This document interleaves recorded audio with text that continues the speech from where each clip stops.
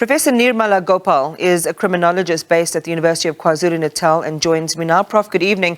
Thank you very much for your time.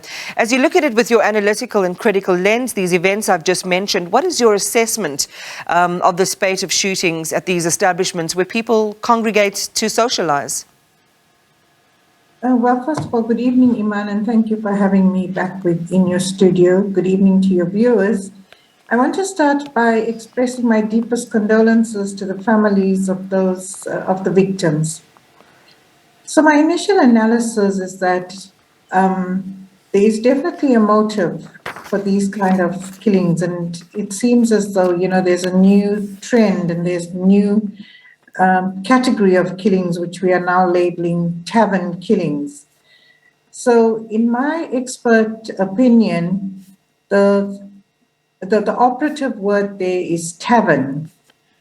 And I think so at this point in time, we need to understand what is the motive in terms of the offenders that go about doing these kind of killings, specifically located at taverns or in spaces where alcohol is being sold. Yeah, and we'll come to, you know, the issue around drugs and alcohol and why crimes against those particular demographics might be different but similar in certain ways.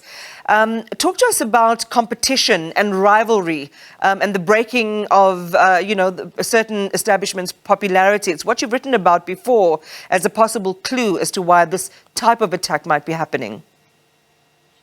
Yes, so as I've written about it, I think I've mentioned it before, usually these kind of killings happen because of competition. You know, you have, as you have drug lords, you will probably have liquor lords. If I could use that terminology, you would have liquor lords who want to have a monopoly over the sale of liquor. And if they believe that there are other liquor outlets, of course, usually these liquor outlets, the drug outlets, are run by people, you know, CEOs or higher up the echelons that we are not aware of, and who are responsible for mass supply of these substances. They want to have control and monopoly over particular areas. So there is a possibility, in terms of the parallels that one can draw, there is a possibility that it's linked to that kind of motivation. Well, at least that's the way in my initial analysis has been, that it is, it's linked to that kind of motivation, control for territory. And of course, it's all linked to money. It's linked to greed. While it might be unscientific, Prof, to group these attacks together because, you know, some of the anatomy of these attacks is different to the other. You know, what are some of the other patterns that we can look for to establish whether there is a possibility that in some cases these attacks can be coordinated? I mean, I'm thinking just in Gauteng, there certainly seems to be a similar modus operandi. You have, in some places, high caliber weapons that are used. You know, the timing seems to be orchestrated and there are levels of organization. So I think for me as a criminologist, what I would look for is to find out, for example, where are these shootings taking place, the geographic locations of either the taverns or for example, the most recent one, the tuck shop where liquor was being sold. So find out, to understand the geographic locations, to understand the time that these operations, these killings are taking place, to understand who are the victims, profile the victims, whether the victims, bystanders who are being killed in the process, as well as try and find out who is the main target or who are the main targets in these killings.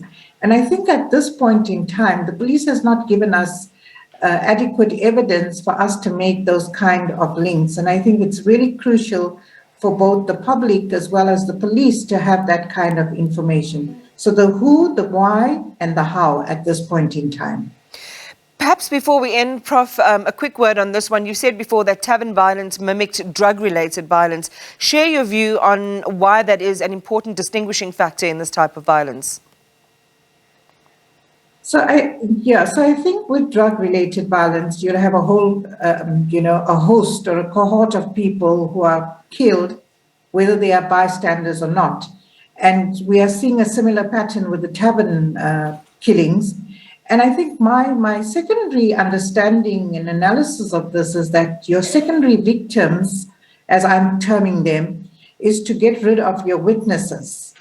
And we see that in drug wars as well, and we've seen that in terms of territory, especially if we look at Wentworth in KZN and we look at the Western Cape, we'd see very similar patterns. And my worry and fear at the moment is that it's an emerging crime, and unless we arrest it, we're going to see it get as large scale as the drug-related violence.